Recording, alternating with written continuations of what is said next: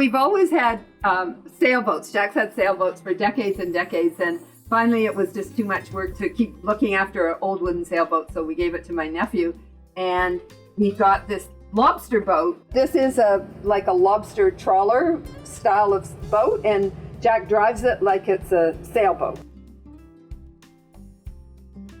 As a geologist, I have a very active life.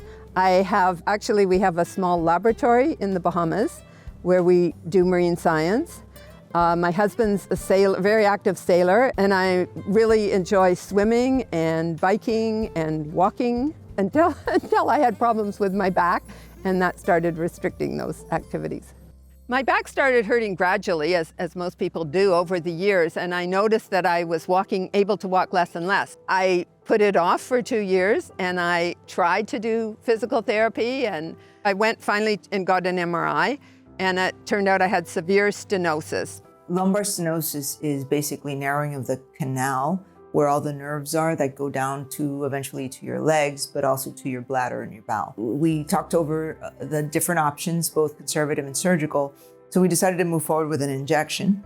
And she did quite well with that injection for a while. I instantly had just such a warm feeling from her, and I needed someone. I told her, I need someone to hold my hand through this. I am terrified about this, and I need someone to hold my hand. And I felt so comfortable with her. Then I was ready to proceed and do. And she, of course, suggested that I see her surgeon, who was Dr. Vasquez.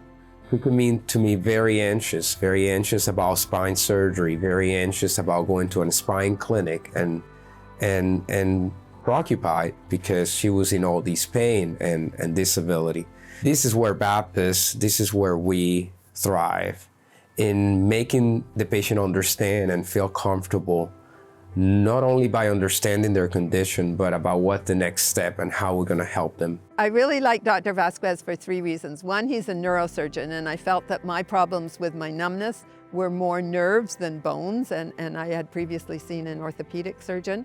2 is because he works very closely with Dr. Veloch, and I totally trusted her. 3, I really liked the testimonials and your interview in particular with Kim Beaucamper and the story about that. I felt really comfortable. Dr. Vasquez was the right person for me. When we were kind of realizing that she needed surgery, she wanted to kind of put all her ducks in a row, and she wanted to have a Christmas vacation. So we were going to decide to move forward with a second injection because the first one had worked rather well. And all of a sudden, we were actually in Key Largo.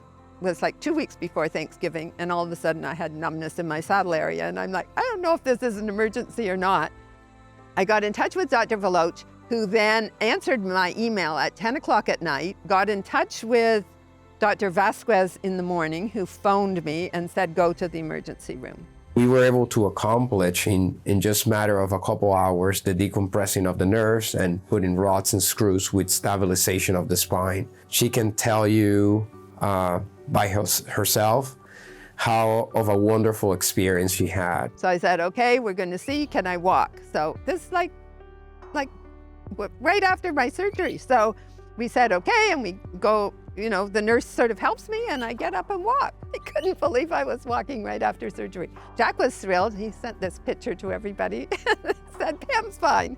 To see that she was happy again made me just thrilled. So on Christmas Eve was the first time I went to the pool here down in Key Largo, got in the pool and swam 1 kilometer, 40 lengths, with zero pain, and I was thrilled. My advice for anyone who's in this situation, who's being told they need spinal fusion, talk to more than one doctor until you find someone that you're really comfortable with, and be confident that you can have a speedy and easy recovery.